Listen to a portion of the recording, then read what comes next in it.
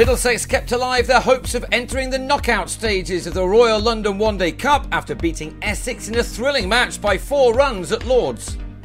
On a pitch favoured by the bowlers throughout, Middlesex made a slow start, with only 1 4 and this 6 in the first 9 overs.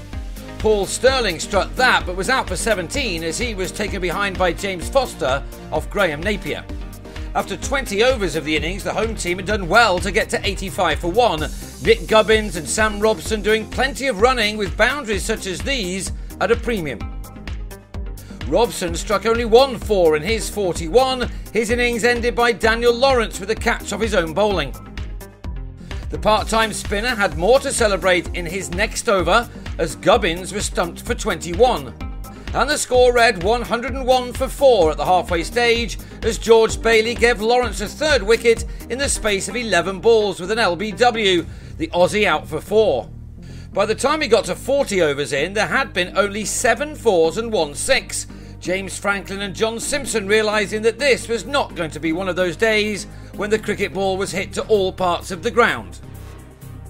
Simpson was out in the 41st over for 33, bowled by David Masters, with the home team on 159 for 5. 5 more overs passed by without the ball passing the rope, but then Franklin decided that he had to have a go, and in doing so, he crucially hit Napier for 3 4s in a single over, the 3rd of them taking him to a 50 made off 60 deliveries. It may not have been the most exciting of knocks, but it surely was a very important one. 2 wickets fell in the penultimate over. Ryan Higgins was caught by the substitute fielder Callum Taylor for 18, and Franklin was out to the next ball for 55. The innings ended with a run out of Toby Roland-Jones, Middlesex having to settle for a final score of 219 for 8. Essex would have been the happier of the 2 teams at the break. Even more so when Nick Browne gave them just the start they needed to their reply.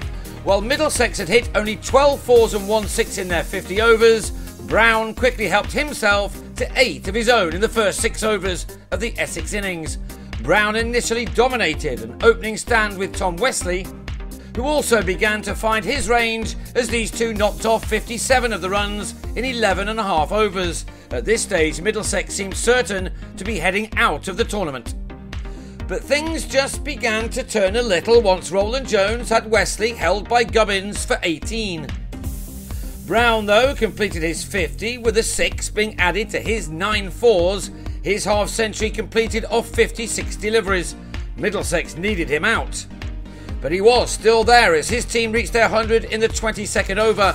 Browne and Jesse Ryder adding 43 runs for the 2nd wicket to keep the visitors well and truly in the box seat. Crucially, Franklin then removed Ryder, who picked out James Harris after making 16. And then Essex really slowed up, thanks to some very tidy bowling for both Franklin and Higgins. These 2 put the squeeze on so much that Essex were left to get 94 off the last 20 overs without Browne, who was bowled for 79. Tim Murtagh added to the visitors' woes by bowling Lawrence for 5, Essex hitting a brick wall and being left to find 56 runs off the last 10 overs. Wickets were still required then, and Roland-Jones got the one of Ryan Tenduscarter, who was held behind by Simpson for 19. Ravi Bopara faced 60 balls without hitting a single boundary, and so when he was trapped in front for 34 by Roland-Jones, we had a game on. Essex were still favourites, requiring 34 runs off the last 5 overs, but was 7 down when Foster hit Ollie Rayner to Murtagh.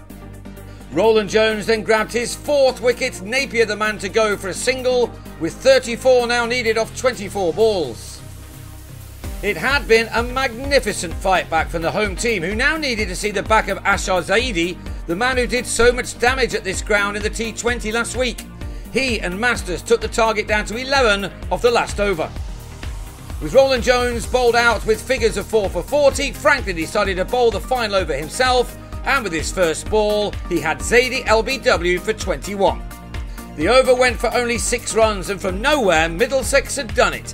Essex ending on 215 for 9 to lose a remarkable match by 4 runs. Franklin with figures of 3 for 25 to go with his runs. That win has Middlesex in 5th in the group. A victory over Surrey is a must at Lord's on Tuesday, if they're to keep alive their challenges in all three competitions.